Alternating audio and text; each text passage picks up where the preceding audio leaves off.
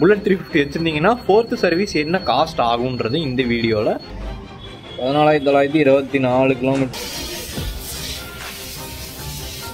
என்ன கதைன்னா லேபர் சார்ஜஸ்ன்னு போட்டிருக்காங்க ஜென்ரல், அதாவது ஃபோர்த்து சர்வீஸில் வந்து. ஓகே கைஸ், நம்ம வந்து ஒரு புல்லட் 350 வச்சுருக்கோம். அதோட ஃபோர்த்து சர்வீஸ் வந்து இன்னைக்கு போகுது. கிட்டத்தட்ட 14,924 கிலோமீட்டர் ஓடிருச்சு. இன்னைக்கு வந்து ஃபோர்த் சர்வீஸ் போகுது, 15,000 கிலோமீட்டர் சர்வீஸ் போகுது. புல்லட் 350 வச்சுருந்தீங்கன்னா ஃபோர்த்து சர்வீஸ் என்ன காஸ்ட் ஆகுன்றது இந்த வீடியோவில் உங்களுக்கு தெளிவாக சொல்ல போகிறேன். சரி வாங்க போகலாம். ஸோ இதான் பார்த்தீங்கன்னா வண்டி கண்டிஷன். ஸோ வண்டி பார்த்தீங்கன்னா கிட்டத்தட்ட ஒரு 14,924 கிலோமீட்ரு ஓடி இருக்கு. ஓகேங்களா, சர்வீஸ் ரிமைண்டரும் காட்டிருச்சு. ஸோ இன்றைக்கி வந்து எடுத்துகிட்டு போகிறோம். என்ன கண்டிஷன் இருக்குன்னா, செயின் வந்து செம்ம லூஸ் ஆகிடுச்சு. வண்டி வாட்டர் வாஷ் பண்ணோம். இன்ஜின் ஆயில், பிரேக் ஆயில் எல்லாமே மாற்றுவாங்கன்னு நினைக்கிறேன். ஸோ அது என்னன்றதை பார்ப்போம். ஸோ காலையில் ஒரு 9-9:30 மணிக்கெல்லாம் வந்து 10 மணிக்கிட்ட இருக்கும். வண்டி வந்து எடுத்துகிட்டு போயிட்டு ரொம்ப நேரம் நின்று மூஞ்சி பார்த்தேன், யாரும் வரல. அதுக்கப்புறமா ஒரு வழியாக இன்வார்டு எடுத்துட்டாங்க வண்டியை. வண்டியிலுக்கு பிரச்சனை சொன்னேன். ஃபஸ்ட்டு செயின் லூஸாக இருக்குது, அப்புறம் இன்ஜின்லேருந்து கொஞ்சம் சவுண்ட் வருது, டேங்க்கில் கொஞ்சம் பார்க்கணும் அப்படின்லாம் வந்து சொல்லியிருந்தேன். அதெல்லாம் சொன்னப்போ சரின்னு சொன்னாங்க. அதுக்கப்புறம் என்ன நடந்துச்சுன்னு நீங்களே பாருங்கள். ஓகே கைஸ், வந்தாச்சு. வண்டி வந்து ஃப்ரீ சர்வீஸ் போயிட்டு வந்துருச்சு. இப்போ என்ன கதைன்னா லேபர் சார்ஜஸ்ன்னு போட்டிருக்காங்க ஜென்ரல், அதாவது ஃபோர்த்து சர்வீஸில் வந்து வர வேண்டியது எல்லாமே ஃபோர்க் ஆயில் சீலு இதெல்லாமே வந்து உள்ளே இருக்குது. இதுதான் லேபர் சார்ஜில் இருக்குது. அதெல்லாம் கேட்க போயிருக்காங்க. செயினு டைட் பண்ணியாச்சு, துடைக்கணும். கடைசியாக தொடச்சிட்டு செயின் லூப் அடித்தாங்கன்னா right. Okay, front oil seal, back oil seal இதெல்லாம் மாற்றிருக்கேன்னு சொல்கிறாங்க. ஸோ இன்றைக்கி பார்த்திங்கன்னா October 11. ஸோ October 11 வந்து ஆச்சு. கிட்டத்தட்ட ஒரு 1.5 வாரத்துலேருந்து 2 வாரம் வண்டி சர்வீஸ் முடிஞ்சு வந்துருச்சு. சாட்டிஸ்ஃபேக்ஷன் லெவல் எவ்வளோ அப்படின்னு கேட்டிங்கன்னா, சாட்டிஸ்ஃபேக்ஷன் லெவல் கம்மி தான். ஏன்னா ஃபஸ்ட்டு 3 சர்வீஸில் இருந்த சாட்டிஸ்ஃபேக்ஷன் எனக்கு 4th சர்வீஸில் இல்லை. மோஸ்ட் ப்ராபப்ளி எனக்கு என்னன்ற விஷயம் தெரியல. தெரிஞ்சாலும் நான் இங்கே சொல்ல விருப்பப்படலை. ஏன்னா ராயல் என்ஃபீல்டு சர்வீஸ் பற்றி நிறைய பேர் சொல்லியிருக்காங்க. ஃபர்ஸ்ட் 3 சர்வீஸில் நான் அதை வந்து பார்க்கல. பட் நான் இந்த 4th சர்வீஸில் லைட்டாக வந்து ஃபீல் பண்ணேன். ஸோ என்னென்ன சர்வீஸ் பண்ணாங்க அப்படின்னா, இன்ஜின் ஆயில் காப்பப் பண்ணியிருந்தாங்க. ஆக்சுவலாக இன்ஜின் ஆயில் மாற்றணும். நிறைய பேர் கிளைம் பண்ணுறது வந்து இங்கே ஷோரூமில் வந்து என்ன சர்வீஸில் வந்து என்ன சொன்னாங்கன்னா 10,000 வந்து ஓடும் அப்படின்ற மாதிரி சொன்னாங்க. பட் நிறைய பேர் சொல்கிறது 3,000 5,000 வந்து ஆயில் ரீப்ளேஸ் பண்ணுங்கள், அதுதான் வண்டிக்கு நல்லது அப்படின்ற மாதிரி சொல்கிறாங்க.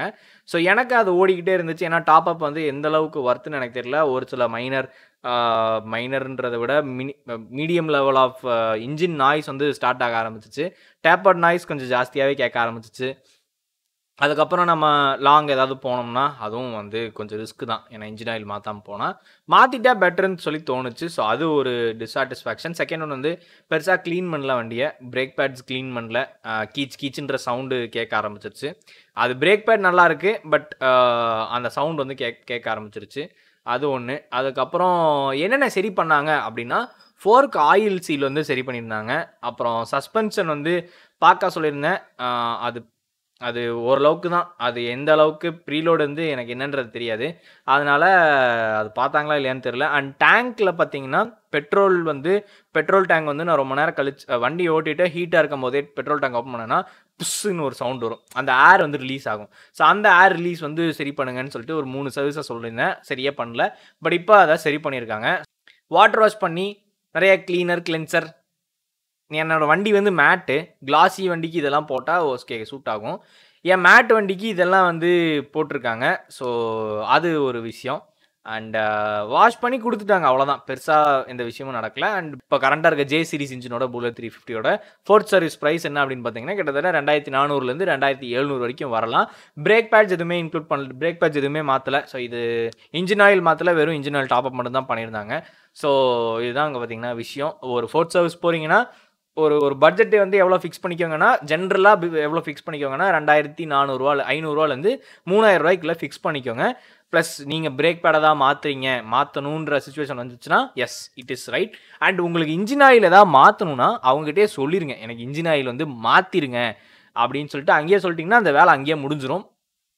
அண்ட் ஸோ இதான் பார்த்தீங்கன்னா விஷயம்.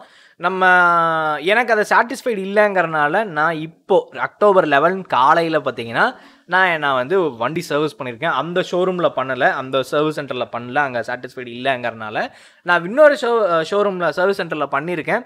ஸோ அந்த சர்வீஸ் சென்டரில் எனக்கு அக்யூவேரா ஆணிவேரா இதுதான் அப்படின்றதையும் காமிச்சிட்டாங்க.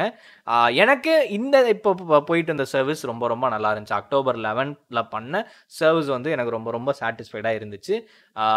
அது என்னங்கிறத நான் அடுத்த வீடியோவில் என்னென்னு தெளிவாக உங்களுக்கு சொல்கிறேன், இல்லை ஷார்ட்ஸாக நான் உங்களுக்கு வந்து அப்லோட் பண்ணுறேன். ஸோ மறக்காமல் சப்ஸ்கிரைப் பண்ணிக்கோங்க. நிறைய வண்டி பற்றின கண்டென்ட் நிறையா வந்துட்டு இருக்கு. புல்லட் 350 ஓனர்ஷிப் வீடியோ இந்த மாதிரி எல்லாம் வந்து தனியாக வந்துட்டு இருக்கு. அண்ட் ஆக்சசரிஸ் நான் ஒரு சிலது ஃபிட் பண்ணியிருக்கேன் வண்டிக்கு, அது என்னன்றதும் உங்களுக்கு தெளிவாக சொல்கிறேன். ஸோ மீண்டும் அடுத்த வீடியோவில் உங்களை சூப்பராக சந்திக்கிறேன். அது வரைக்கும் தேங்க்ஸ். Bye guys.